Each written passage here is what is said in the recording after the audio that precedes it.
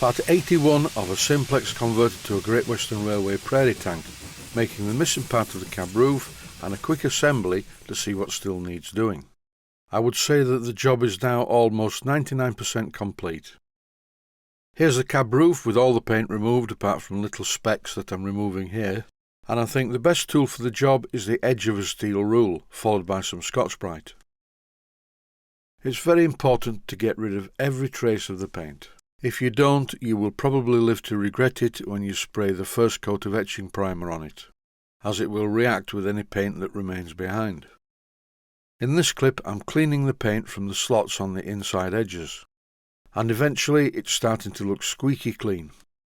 Now I need to make a slightly curved sliding panel that slides in and out of the hatch in the roof. And the piece of brass needs to be the same thickness as the roof itself.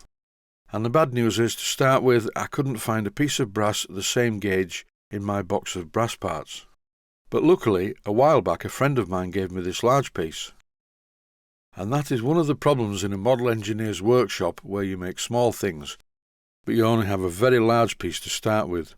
I'm going to have to cut my small roof panel using this very large piece.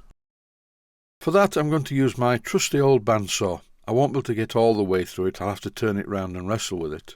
But eventually I end up with a piece that is workable. And the lines that are scribed on this still large piece of brass sheet allows me to cut out a panel for the roof that is purposely left larger than it needs to be. Once I cut out the part that I wanted from the large piece of brass, I fed it through my bending rollers, just to bend it very shallowly. And it's only after bending it can I arrive at the dimension that I need. In this clip I'm showing what I mean. As you can see, the panel is far too big for the slot. But now it's bent, I can accurately measure it by bending the ruler to follow the curvature of the panel. And I've scribed a couple of marks on it which are still a bit oversized, to be honest. I don't want to waste all this time by cutting it too small. It's over to the bandsaw to trim the edges. I know I should have the bandsaw guide much lower down than this, but I'll leave it high up so you can see what I'm doing on the video. This bandsaw blade, by the way, is a very fine metal cutting blade.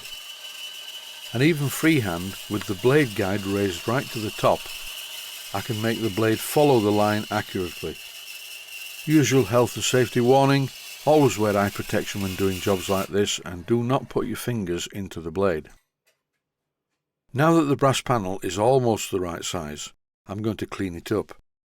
This large piece of brass was very badly tarnished because at some stage someone had stuck some sticky tape on it, and the adhesive on the tape had actually attacked the surface of the brass.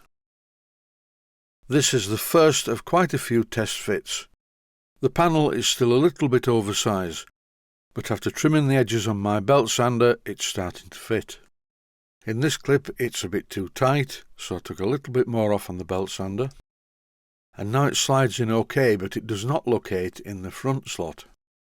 That's because the curvature of the removable panel is not the same as the roof. This is easily rectified, I just pressed it down onto the bench. And now the panel slides into the slot at the front. Once again I'd left the piece of brass a bit too big front to back, so now using my felt tip marker pen, I'm making a couple of marks, one at each side, and I will join the marks with my ruler. The panel, by the way, is still a bit tight.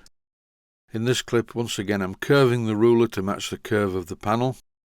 I'm tending to use these deep hole markers for most marking out jobs these days. With the marker, I clearly drew an arrow underneath to show which way is front. Theoretically, it should fit both ways round. The panel is still a bit on the stiff side, but eventually it will be okay. I'm not going to paint the edges because that will make it too tight to fit in the slot. And at the edges I'm going to reduce the thickness on my polishing spindle.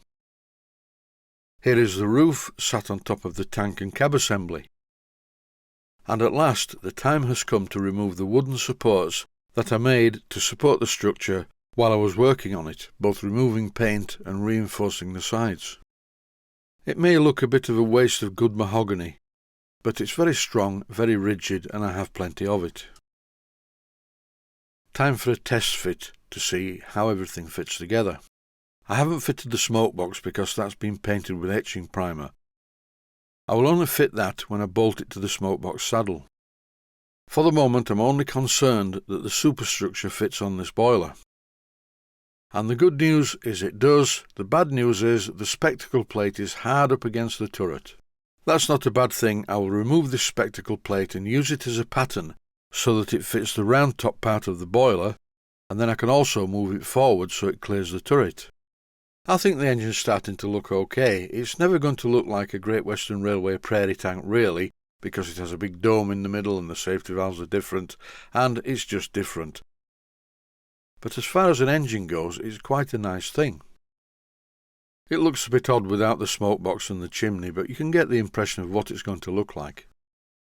I haven't decided what to do with this engine when I finish it. I'll probably play with it for a while and then sell it. But I think once the lockdown's ended, I'll join a local club and give it a run on a track. And that is it for this episode. Stay healthy, thanks for watching, and I hope you found it useful. Please take the time to visit my Mainsteam Models website and click on the section of the website that says Video Playlists. And by doing that, you can find other videos that you may like to watch. And by using the playlists, you can actually watch the videos back to back.